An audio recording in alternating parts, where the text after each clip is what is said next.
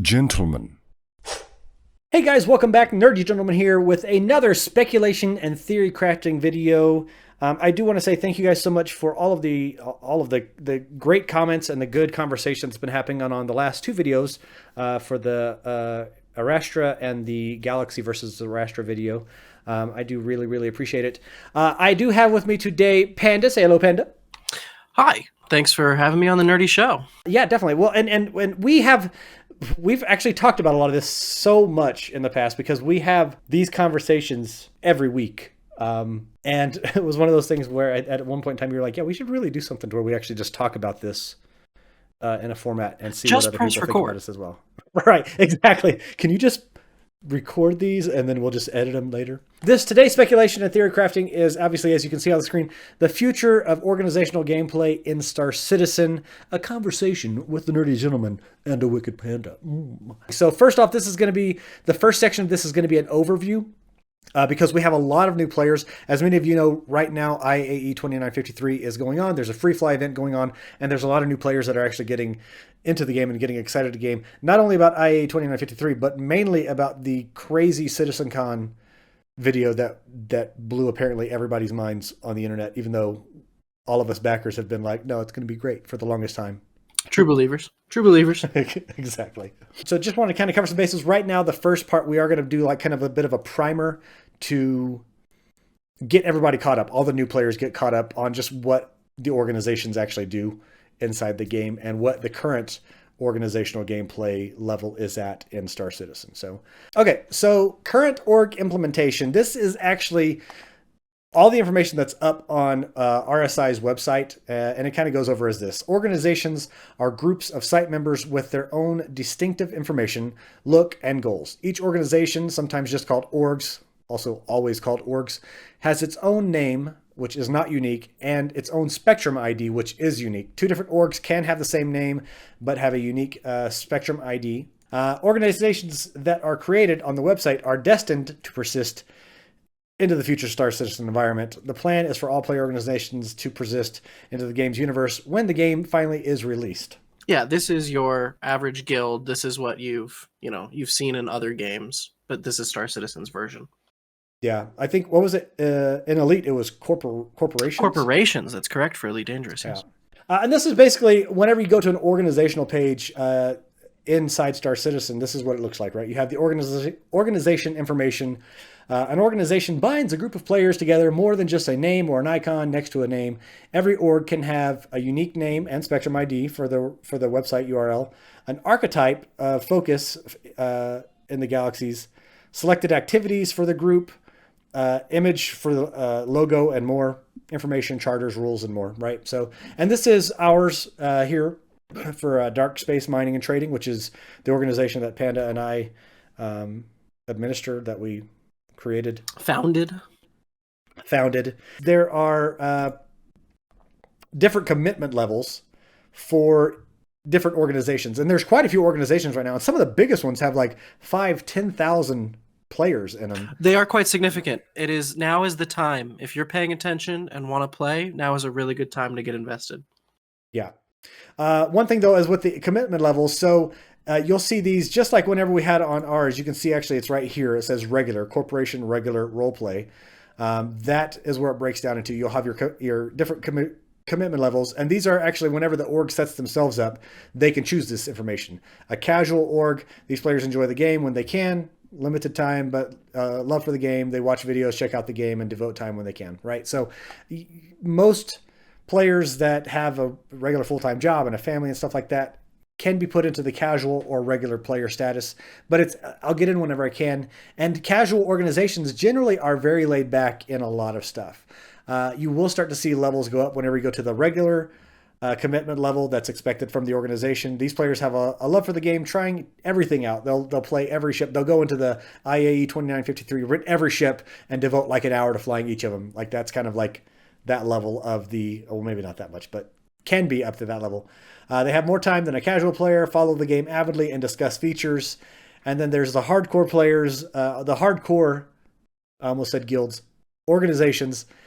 These players live and breathe the game. They theorycraft, watch videos, and may have live streams or take part in others, and jump on every ship, update, and sell. Wait, so which one are we? I think that unfortunately puts us in a very specific category. As I was reading it out, I was like, this sounds really familiar. They theorycraft, watch videos, may have a live stream, or take part in others.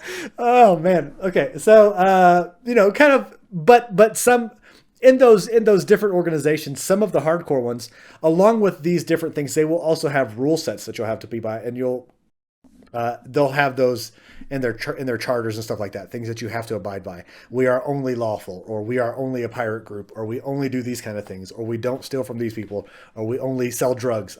Just different stuff. It can get quite strict, and you'll have to pay attention to each organization. Normally, if they are that type of organization, they will broadcast that loudly. They don't. Yeah, if you're not going to play the way they're going to play, they really don't even want you there. Yep, and they'll be the loudest people in the spectrums to go through and call people out for not following the rules. It can be, hardcore orgs honestly kind of scare me. They can be fun if you have the right time set and the right mood set. They can be the most immersive, enjoyable experience in life, but they come with serious drawbacks. Yeah. So the next step after that, after the commitment level, is the archetype. So an organization has an archetype set to describe what the org is all about. There are 5 basic archetypes for organizations to help define the org. These settings are strictly for flavor and role playing without any effect on the game. And that is true. Like these, you can set up an organization as a specific archetype. It's not going to go through and change what kind of missions or what kind of anything you do. It has no consequence in the game. And at this point in time, it truly has no consequence in the game. There might be something later on to go through and help orgs work together because of their archetypes. But as of this point in time, there are these 5 archetypes, which is organization, which is just your default archetype. There is a corporation, which is a for-profit business entity. A PMC, which is a private military company. And you do see more and more of these, actually. There's actually quite a few PMCs if you actually go through the org chart. It might be the largest growing section. It certainly may be. Especially with all of the new fighter ships that are coming out, the bomber ships, and a lot of the new vehicle. I know that there's specific PMCs that are out there that are only ground vehicle. Yeah, planetary warfare. It's gonna be awesome. Awesome. Yeah. Faith organizations. These ones are actually interesting, right? Because it says organizations that have come together for a single cause or under a single banner. It doesn't necessarily have to be a faith. One of the faiths of the lore of StarCitizen, obviously, being the 30Kers. That's all hail the mighty wipe. But if you go through and have the 30Kers, or I mean, you can have stuff that is actually just like, there could be a faith organization for like the downfall of Hurston dynamics, right? So that could be an organization that could be done as well. Syndicates, common interest groups for those who operate on the edges or outside of the law, right? So you're looking at your pirate organizations or your hacker organizations, or your anarchical organizations as well. Scallywags. Yep. And then you have your clubs, and these are a group of individuals whose primary interest and activities revolve around a specific brand or make of vehicle. So, what is it? XGR, like the racing club, they are actually a club organization. They're not a PMC or a corporation or anything like that. They are a club, and the only reason why I know that is because I worked with them a lot whenever I was doing the racing song. Yeah, clubs is a very open-ended thing. It does here say around a specific brand or make of vehicle, but certainly you could do around racing, or when we have animals, around exploration, or around study, science, gameplay. Club will be a large open-ended archetype. Yep. And currently that's where it stops. There's nothing else in game for org gameplay. Honestly, one of the large letdowns. And one of the biggest reasons is that there has been conversations for org gameplay literally for years. I remember conversations for org gameplay, I think probably back to 2015, 2016, 2014. As far as I can recall, orgs have been a part of StarCitizen since its inception. Even if it was just a group of guys saying, we're going to fly together, we're going to run this shit. From the devs, and actually having the devs talk about it, I think the last time I do remember hearing anything, and correct me if I'm wrong down in the comments if you know the spot, but I want to say it was back in like 2015 or 2016 was the last time I truly heard any kind of conversation about it, and that was very disappointing. So now we are kind of caught up with a primer of what is currently in the game and what is known. But at this point in time, it is the spot of saying, like, what do we need in the game for organizational gameplay to actually really be impactful? Like, to actually make it to where it's not just, oh, yeah, I'm a part of this org. What actually brings it to life to make it to where it becomes that integral part of gameplay? Certainly, this is something that is crucial for StarCitizen to get correct. This is going to be what people dedicate their time to rank up in these guilds, to do better in these guilds, organizations, I'm so sorry, to do things correctly and feel like they're really part of the game. It's crucial that RSI gets this correct. So I broke it down into a couple different sections on here that we can talk about. One of the biggest things that may not seem the most impactful, but for me really goes through and sets itself apart is the visuals, right? So visuals, what sets you apart in the game as an organization and how do you stand out? And I kind of wanted to hit these with a few different bullet points that we can kind of talk over. But just as a brief summary for the visual section, I have what is the benefit of org uniforms and ship markers, access to ship paint schemes, org lighting schemes on ships, name badges in game, org colorable armor sets. So that's just in case you are listening to this as opposed to watching the video for it.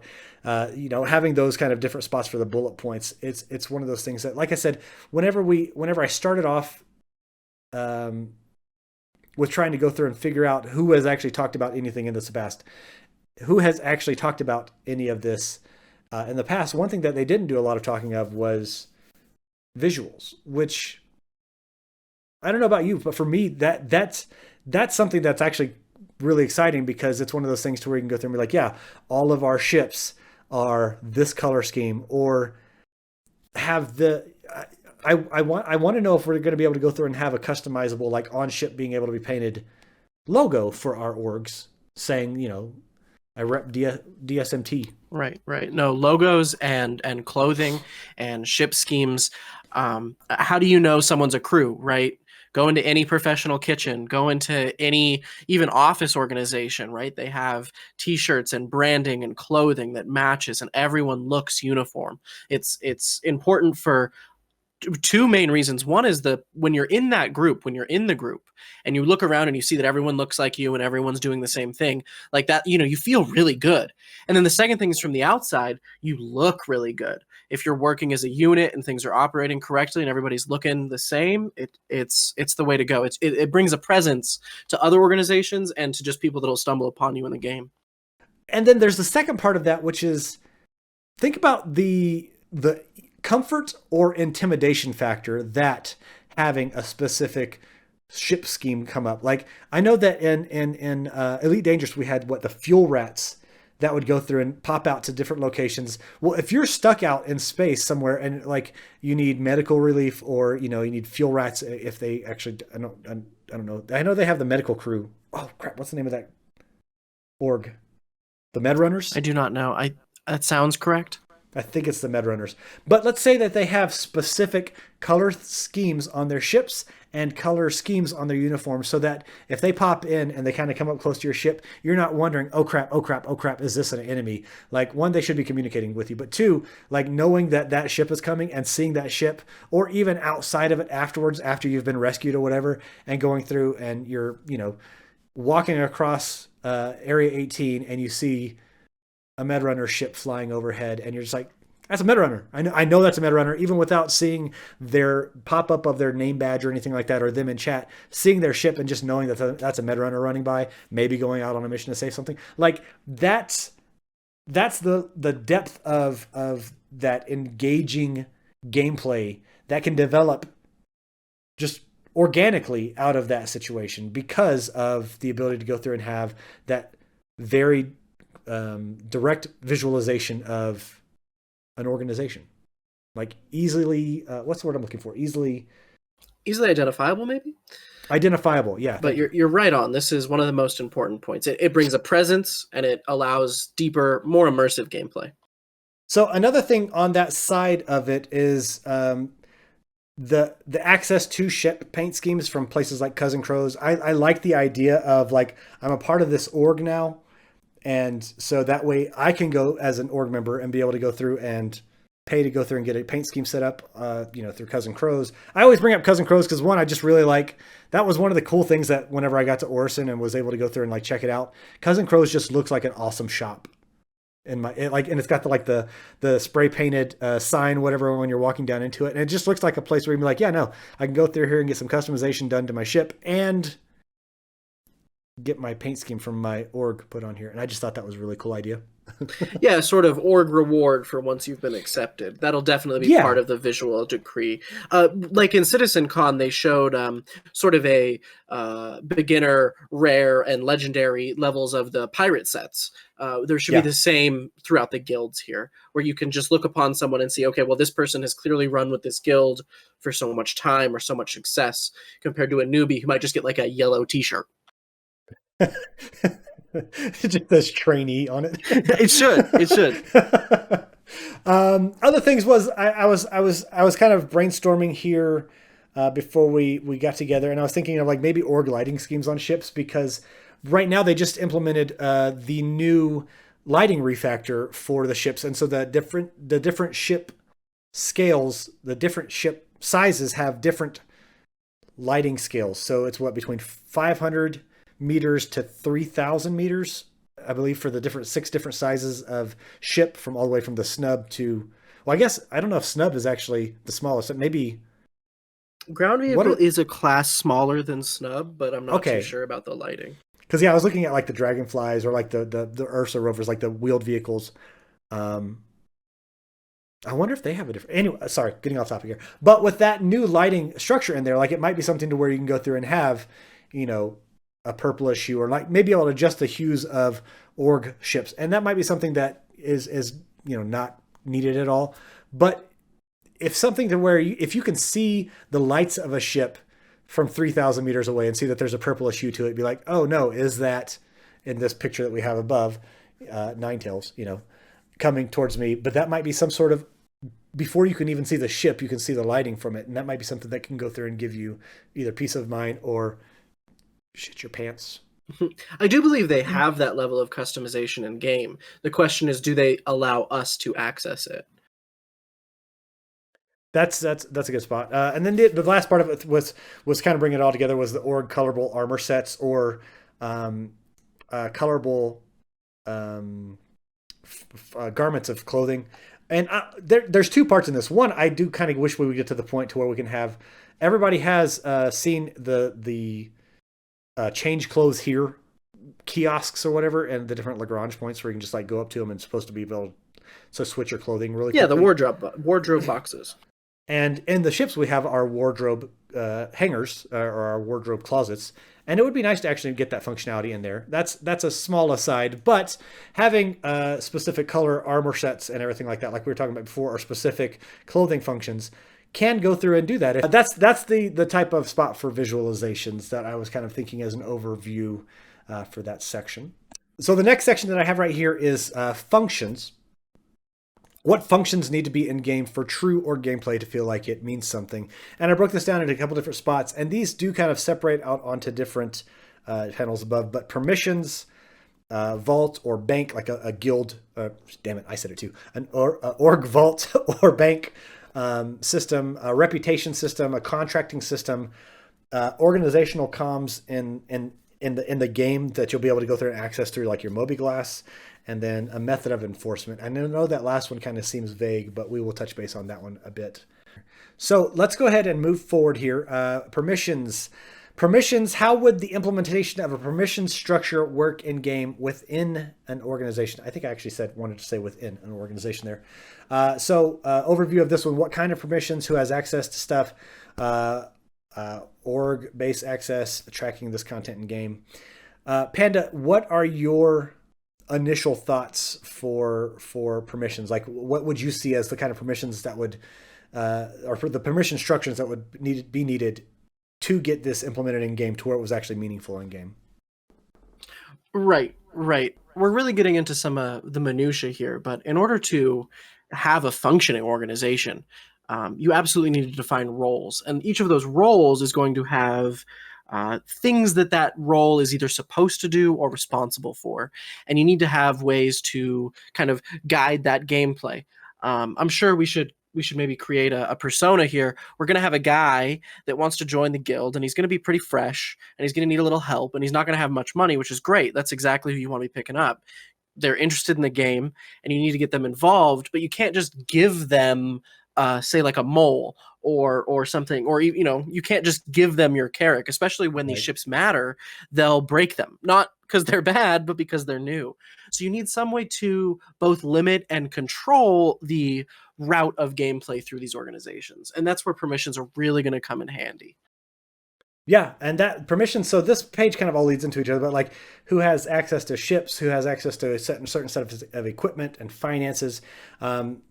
How do these with these permissions you can go through? Like I'm in my head, I'm thinking of the permissions as the allowing them to go through and, as you said, kind of access certain iterations of stuff.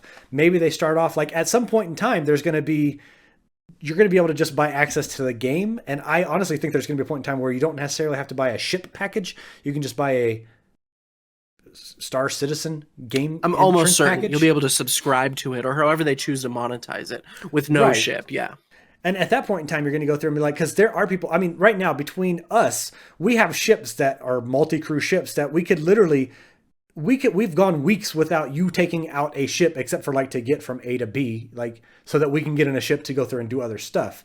And in an organizational setup or mindset, what you would be looking at is cool person that's going through and wants to try out mining. Well, one of the best ways to do it is for them to possibly join an casual organization that does nothing but mining. There are plenty of organizations that do nothing but mining or do nothing but cargo hauling, because that's going to allow them to go through and one, have a spot to where they can find a mentor, somebody to go through and train them, give them the ropes, show them what happens, show them how to go through and mine, because especially with the new updates for mining in particular, there's a lot of fine detail that goes into it that's like, oh, you don't want to overcharge the ore. Oh, you want to make sure you have a specific mining head on there, or you want to do this, or this is the process that you do it. And yes, there are videos out there, but some people learn differently and they latch on to that ability to go through and kind of get with an org, maybe earn some credits while also helping out. And you'll see plenty of people talk about that in the chat as well. It's like, hey, is anybody looking for an extra hand for turret operator or for cargo running or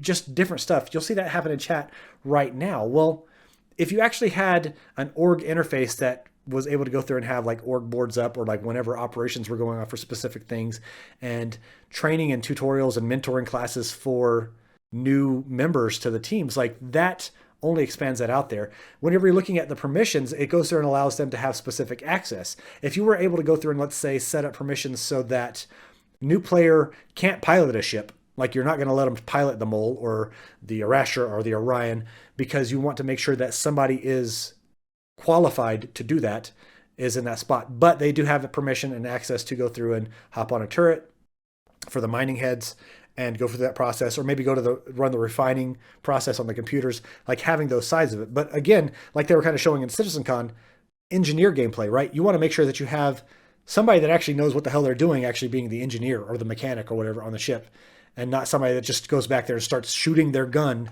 at whatever the reactor or whatever it is. You want to make sure that it's set Fixed it. right? It stopped sparking, didn't it? Guys, I let the smoke out, right? But beyond just things with ships, things like equipment within organizations, that's one thing that's been rumored about to be talked about for a long time, is having the ability to go through and loan out ships, loan out equipment. If you have somebody that doesn't have in their inventory a rock miner, right, but wants to be able to go through and get that, yes, they can go and rent it from a kiosk. But what if you did it to where they can go through and rent it for a lower price or whatever it is through the organization, and then the assets, the earnings that are based off of that actually go through, and some of it goes back to the organization to go through and cover any maintenance or wear and tear, because that eventually is actually going to be a big part of the game, is the maintenance and wear and tear on equipment and vehicles. But it also goes through and helps to put money into their pocket. That to me is that other side of permissions, to where you start going through and seeing these extra steps of like, cool, become a part of the org, there's actually benefits to it. You can have benefits, you can have access to one, equipment, ships, right. It's almost like we would need a way to set up these permissions, maybe some sort of contractual obligation you could make with someone. Yeah, that does bring us over to the contracts, which Panda was just kind of mentioning. Contracts that can have different levels of implementation. And this one does cover a very large swath, but I think that this is probably one of the most important parts of it, not only for organizational gameplay, but also for player gameplay. Player gameplay. Um, Yeah, getting this working is something that would excite me as a long-term player, and as an organization member to greatly. well, and for part of it, there is outside of the org gameplay, right? We do have contracts in game now. We have whenever you go through and try to if you pull up your Moby-Glass and you go to your contracts to go through and pull some of the salvage missions or the repair missions or the bounty hunting missions, right? Those are contracts. We do have that at a certain level built in game now to where it says this is what you need to do, this is when you need to do it by, this is where you need to do it, and this is who you need to do it to. Complete all that and get X amount of money, right? So that at that level it's in place right now in the game, which is great. What needs to happen is that needs to be expanded on for the implementation, both for player based player made contracts, and then also whenever it comes into org gameplay, contracts for orgs, and that can be really multi-tiered, right? So I have it on here going through and talking about contracts for org members, contracts for non-org members, so basically people in your party or people in the chat that want to go through and team up for a little bit, inter-organizational contracts, contract marketplace for emergent gameplay, and then just other scenarios on there. Contract for org members. Panda, I know you were kind of touching base on that a bit earlier about going through and having new members kind of coming in and kind of getting their feelers out for different types of gameplay in there. So Right. In my opinion, this is going to be the most efficient and best way to pay people, and people like getting paid. Let's take it out of our hands where we're not using the MO trader and we're not just directly sending money and someone's got a calculator up and is cutting it in half each time you do one of these salvage missions or you sell some RMC. It does work nicely when you share a contract, but what I think we really want to bring is we want to bring those contracts to a place where players can create them. I can set out a contract and say, hey, I need someone to be my turret gunner while I go and run HRTs. We'll pay you based on how successful the mission is, or maybe how much time you stick with it. I'm not too sure how that would work. And then after that time is completed or that success is completed, they're just paid out. There's no changing money of hands. There's nobody can screw anybody. It's efficient and clean and easy. another thing, and I know that you're actually really interested in this side, Panda, is the inter-organizational contracts. Yeah, that's correct.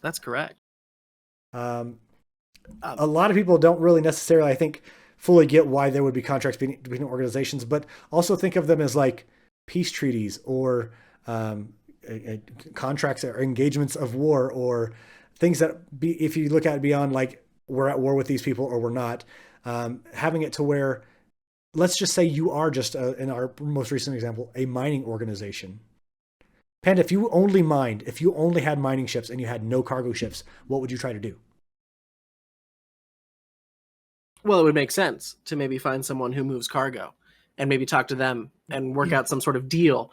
Especially when we get to the StarCitizen we have today is tiny. The StarCitizen we're talking about is massive and extremely deep. Yeah. And it's not going to be feasibly possible for you to mine and cargo and defend in kind of like one liquid type of play. You can do those things individually, certainly, but it's going to be very difficult to get into a formation and into a role and then change that role. The game is not going to work like that. So you're going to need these inter-organizational contracts to get things from A to B, which is going to drive so much of the economy and so much of the way we play StarCitizen. Are hopefully some sort of communication between organizations in different sectors of space and organizations that do different jobs. Yeah. Well, and the other side of it too is that while we talked about it a little bit earlier, there are some massive organizations. Most of the orgs out there, I'd say honestly, like a good 80 to 90% of the orgs that are out there are max 5-10 people. Well, some of these larger ships, that's the crew of a single ship. And so you might have that one functionality for it. And as you mentioned, defense, right? You might need to go through and hire out an organization that just does defending while you're out mining someplace, or defending locations, or as you mentioned, hauling, because yeah, it's going to get bigger. It's going to be something to where you might be hauling for 2 or 3 hours to get to the system that you need to get to, because you have to go through jump gates and you have to go through, you're saving money on fuel. So you're going through and having the slowest jump drive. That happens. But some of the other scenarios that I think are great examples too is like the contract marketplace for emergent gameplay. I'm looking at this as like an example would be needing to move equipment or a ship from one system to the other, or multiple ships, right? So the Liberator that's going to be coming out when it comes out, hopefully in the next year or two. But that's a ship for just moving other ships, right? So being able to set up a contract that basically goes and gets put up on the contract manager that anybody can go through and look at and either bid on, or like go through and accept it for the price and everything like that, that they'd be willing to get paid for it. And then being able to stipulate inside that contract, where does the ship need to be picked up from? Where does it need to be dropped off at? When does it need to be there by? Like the penalties or damages, penalties for damages or destruction of the equipment. And I always think back to something similar to like, I know you've watched me play American Truck Simulator before, but I don't know if you've played American Truck Simulator before, but you know the concept of the game. Yeah. So, and there, one of the things that I like is that whenever you go through and pick up a load, right, you have a set amount. Like if you get it here on time or before, you're going to get paid this amount.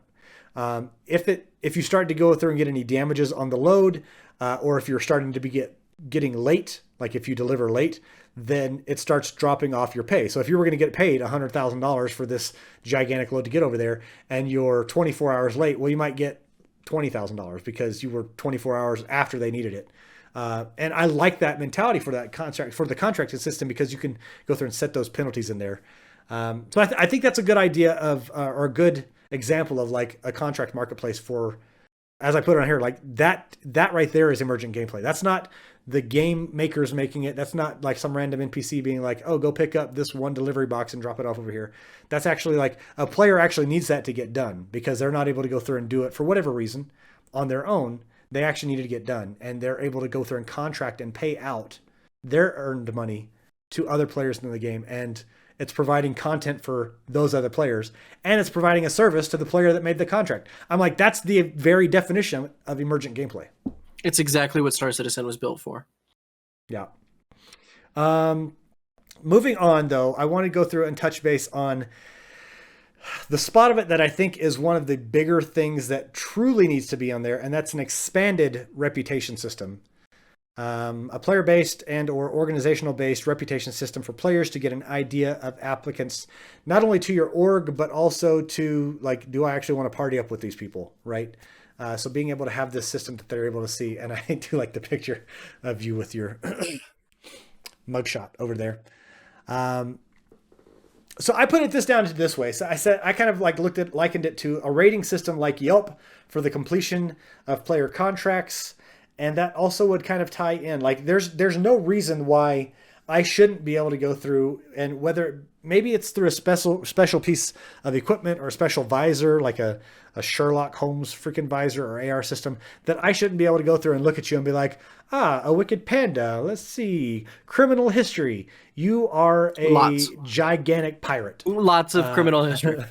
So, but something along those lines, I would like to see something like that in there, or, like I put it on here, like a rating system like Yelp for the completion of contracts. You go through and pull contracts for me to go through and move all of the stuff that I'm just a mining organization, and we put contracts out for players to be able to go through and mine all of this material that we have stored here at this location to this place over here. We actually sell them for a better price, and you're going through and creating those. I should be able to go through and get those up, and you as a player should be able to go through and say, hey, are these contracts, is the pay come through as soon as it's completed? I'm not sure how that system would be in there.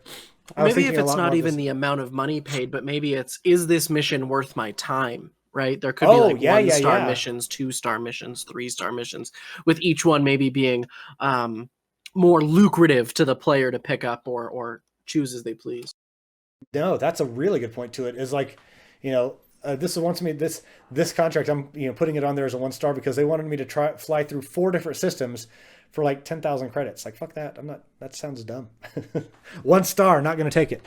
But that could also make it to where, if you think about it, that can go through and increase the competition for maybe the mining organizations to go through and have more competitive rates for their contracts. Like, so much opens up whenever you go through and have a contracting and a reputation system in this organizational gameplay. There's people that are like, there's numbers guys that are going to be like, oh yeah. No, we're going to go through and we're going to play the mine market and we're going to go through and buy wholesale gold whenever it's at this point in time, and we're going to store it, and then we're going to go through and set contracts up to go through and sell it whenever it's out of this part, because I don't have, the freaking 5 hull Ds that I would need to go through and haul this stuff. Like, there is so much opportunity in there for different types of gameplay and different interests from people that may not want to go through and just do mining, or may not want to go through and just do cargo running. They might want to play the stock markets, because that's also supposed to be a big function in the game later on.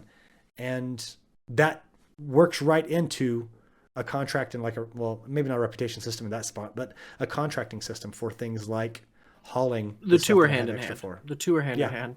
As you say here, the next thing is an in-game player managed org ranking system.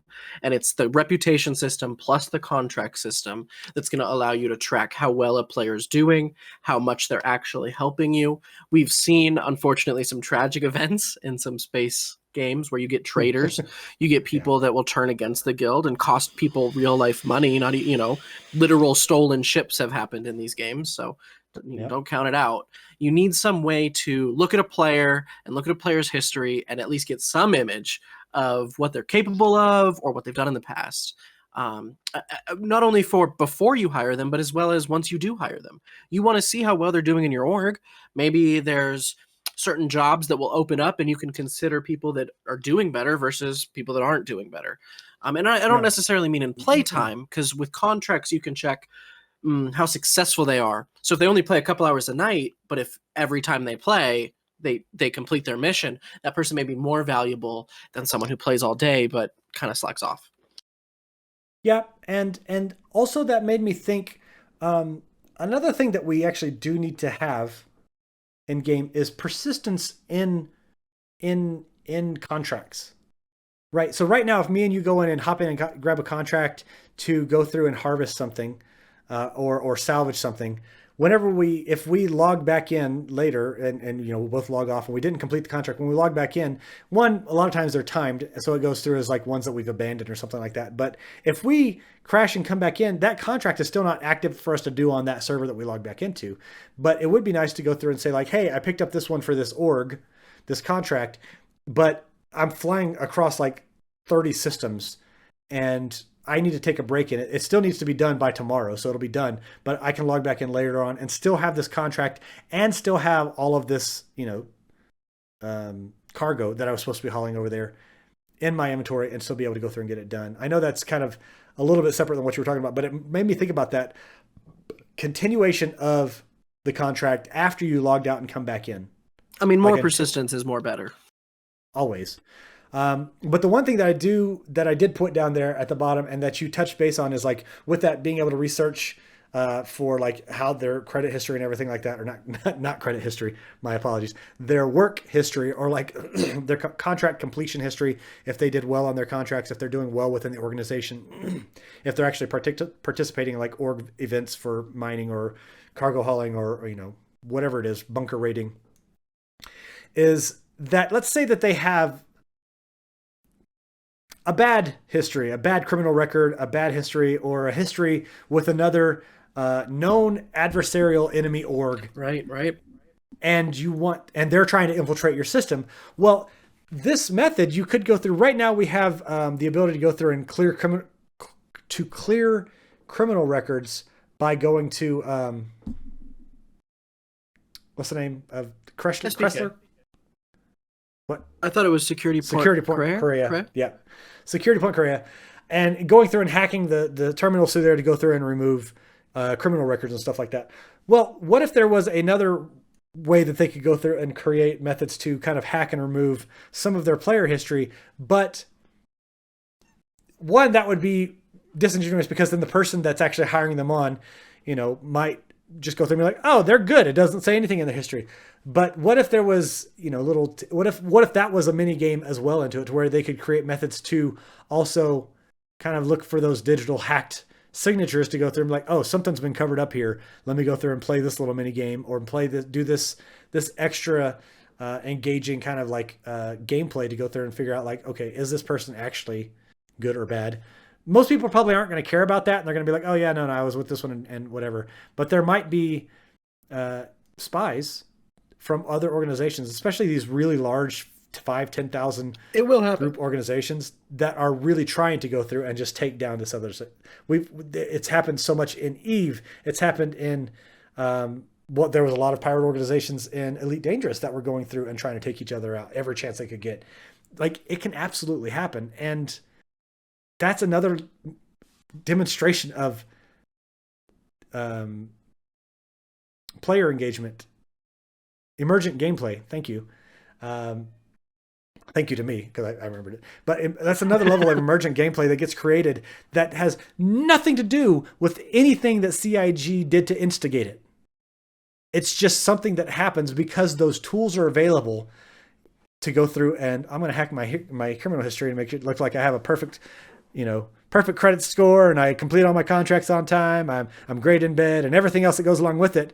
And it's all a lie that can be done because this person was able to go through and do the gameplay that they enjoyed to go through and get that kind of criminal history done. I don't know. I think that a lot of that stuff is super, super important for a lot of things in the gameplay.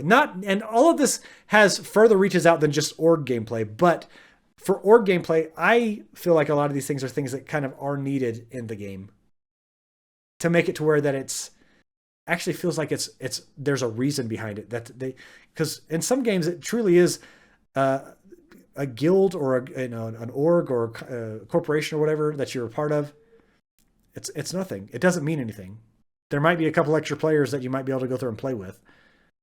But I think that whenever you have a fully integrated system that makes it to where you can actually really do a lot of extra stuff that you wouldn't be able to do by yourself as a solo player in the game, I think that's whenever it goes there and starts making it to where the game goes from being one thing to being a completely different game altogether.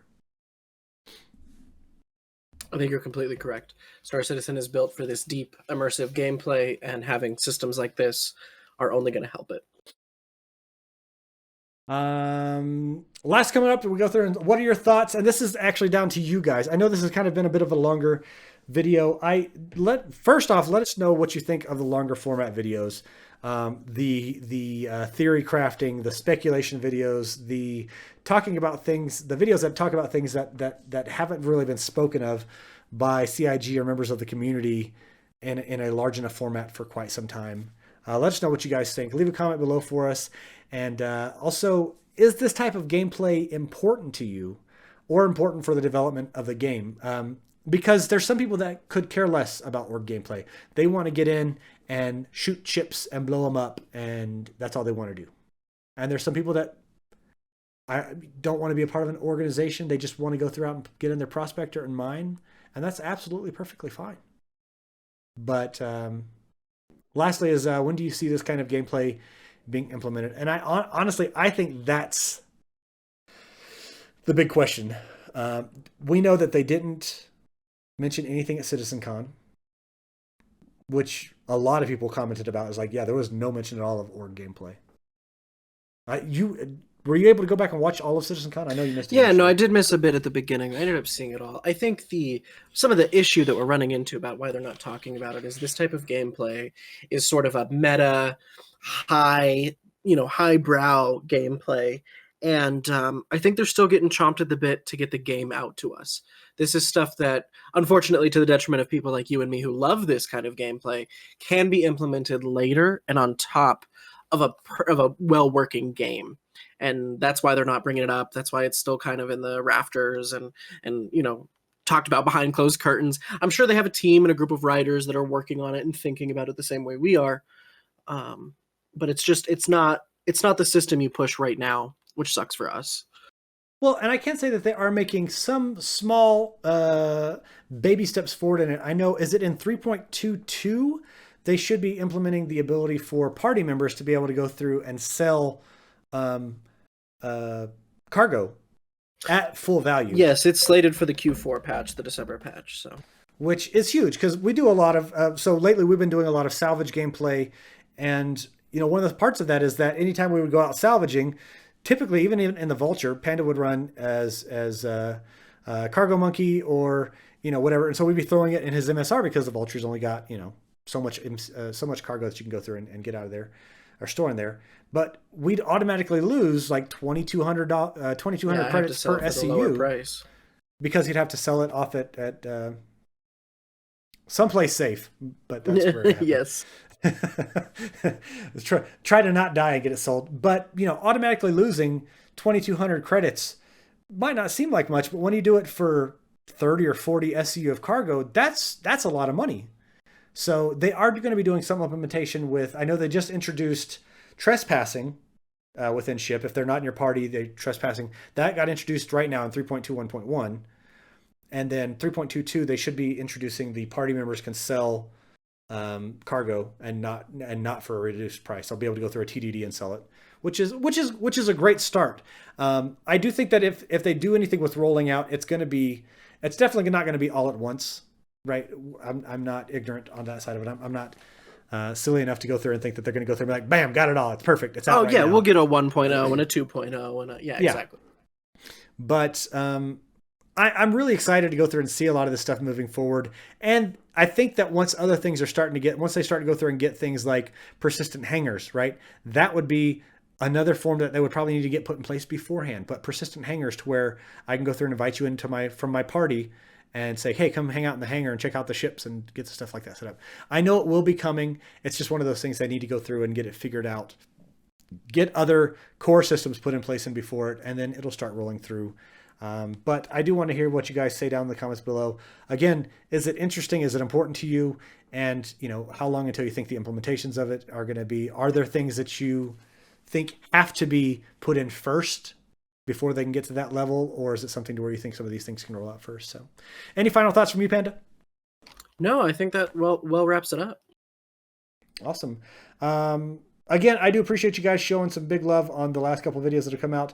We are trying to go through and push to go through and get this channel partnered, not really because it earns much money, but more for the spot of being able to go through and have some more of the functionality within the YouTube algorithm to be able to go through and get different things taken care of. So I appreciate every single one of you. If you do like the content, if you do want to see more stuff and everything like that, you're welcome to go through and subscribe. There is, it ebbs and wanes with this channel, ebbs and flows with this channel to where there'll be some different things that are coming out for content. And we are always looking for suggestions down in the comments below of what you guys would like to go through and see and hear us talking about. Until next time, this is the Nerdy Gentleman reminding you game happy. I love you all, and I will see you all later. Bye, guys. Goodbye. Gentlemen.